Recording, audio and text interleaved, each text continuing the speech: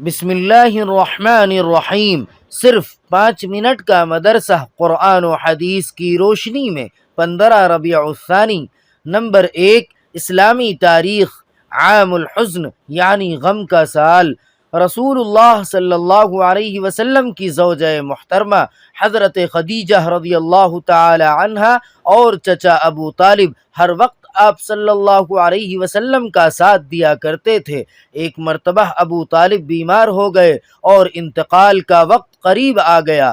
آپ صلی اللہ علیہ وسلم نے فرمایا، اے چچا، ایک مرتبہ لا الہ الا اللہ کہہ لو تاکہ خدا کے سامنے تمہاری شفاعت کے لیے مجھے دلیل مل جائے۔ لیکن ابو جہل اور عبداللہ بن امیہ وغیرہ نے کہا کہ ابو طالب، کیا تم عبد المطلب کے دین کو چھوڑ دو گے؟ ابو طالب نے کلمہ پڑھنے سے انکار کر دیا اور آخری لفظ جو ان کی زبان پر تھا وہ یہ ہے کہ میں عبد المطلب کے دین پر ہوں، اور انتقال ہو گیا۔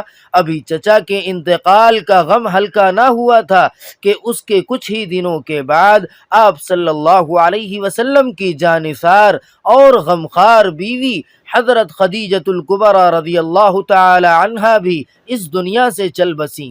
اس طرح یکے بعد دیگرے دونوں کے انتقال کر جانے سے آپ صلی اللہ علیہ وسلم پر رنج و غم اور مصیبت کا ایک پہاڑ ٹوٹ پڑا، کیونکہ آپ صلی اللہ علیہ وسلم کی دعوت و تبلیغ کے ہر مرحلے پر ابو طالب اور حضرت خدیجہ رضی اللہ تعالی عنہا دونوں آپ صلی اللہ علیہ وسلم کا ساتھ دیا کرتے تھے، اور حضرت خدیجہ رضی اللہ تعالی عنہا تو ہمیشہ آپ صلی اللہ علیہ وسلم کی مدد کرتی تھیں اور پریشانی کے وقت بہترین مشورے دیا کرتی تھیں۔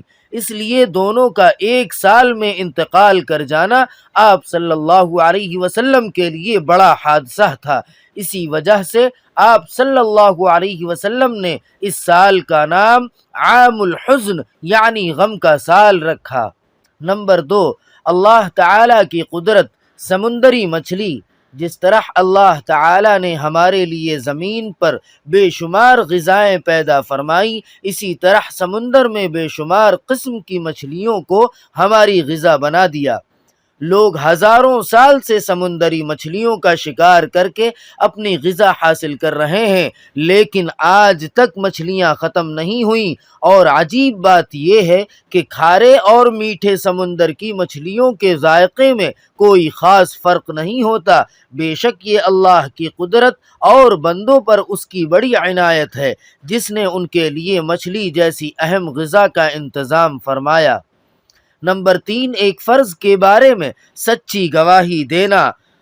قرآن پاک میں اللہ تعالی فرماتا ہے، اے ایمان والو، انصاف پر قائم رہتے ہوئے اللہ کے لیے گواہی دو، چاہے وہ تمہاری ذات، والدین اور رشتہ داروں کے خلاف ہی کیوں نہ ہو۔ خلاصہ، سچی گواہی دینا اور جھوٹی گواہی دینے سے بچنا ضروری ہے۔ نمبر 4، ایک سنت کے بارے میں بیت الخلاء جانے کا طریقہ۔ رسول اللہ صلی اللہ علیہ وسلم جب استنجے کے لیے تشریف لے جاتے تو چپل پہن لیتے اور سر کو ڈھانپ لیتے۔ نمبر 5، ایک اہم عمل کی فضیلت۔ اپنے گھر والوں کو کھلانا پلانا۔ رسول اللہ صلی اللہ علیہ وسلم نے فرمایا، جو تم نے خود کھا لیا وہ تمہارے لیے صدقہ ہے، اور جو کچھ تم نے اپنی اولاد کو کھلایا وہ تمہارے لیے صدقہ ہے، اور جو کچھ تم نے اپنی بیوی کو کھلایا وہ تمہارے لیے صدقہ ہے، اور جو کچھ تم نے اپنے خادم کو کھلایا اس میں بھی تمہارے لیے صدقے کا ثواب ہے۔ نمبر 6، ایک گناہ کے بارے میں شرک اور قتل کرنا۔ رسول اللہ صلی اللہ علیہ وسلم نے فرمایا، اللہ تعالی ہر گناہ کو معاف کر سکتا ہے مگر اس آدمی کو معاف نہیں کریں گے جو شرک کی حالت میں مر جائے۔ دوسرا وہ آدمی جو کسی بے گناہ مسلمان بھائی کو جان بوجھ کر قتل کر دے۔ نمبر 7، دنیا کے بارے میں۔ دنیا میں امیدوں کا لمبا ہونا۔ رسول اللہ صلی اللہ علیہ وسلم نے فرمایا، مجھے اپنی امت پر سب سے زیادہ ڈر خواہشات اور امیدوں کے بڑھ جانے کا ہے۔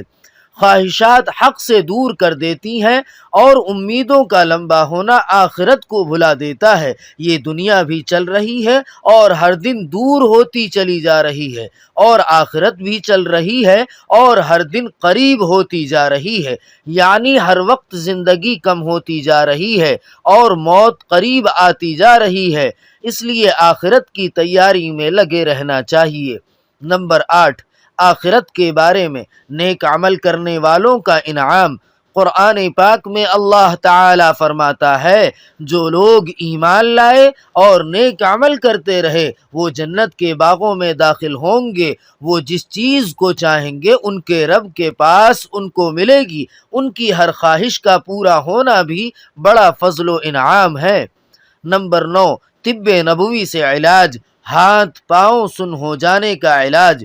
حضرت ابن عباس رضی اللہ تعالی عنہ کی موجودگی میں ایک شخص کا پاؤں سن ہو گیا تو انہوں نے فرمایا، اپنے محبوب ترین شخص کو یاد کرو۔ اس نے کہا، محمد صلی اللہ علیہ وسلم، تو وہ ٹھیک ہو گیا۔ نمبر 10، قرآن پاک کی نصیحت۔ قرآن پاک میں اللہ تعالی فرماتا ہے، اے ایمان والو، اللہ تعالی کے لیے سچائی پر قائم رہنے والے اور انصاف کے ساتھ شہادت دینے والے بن جاؤ، اور کسی قوم کی دشمنی تمہیں اس بات پر آمادہ نہ کر دے کہ تم انصاف نہ کرو، بلکہ ہر معاملے میں انصاف کرو، یہ پرہیزگاری کے زیادہ قریب ہے، اور اللہ تعالی سے ڈرتے رہو، بے شک جو کچھ تم کرتے ہو اللہ تعالی اس سے باخبر ہے۔ سبحان ربك رب العزة عما يصفون وسلام على المرسلين والحمد لله رب العالمين۔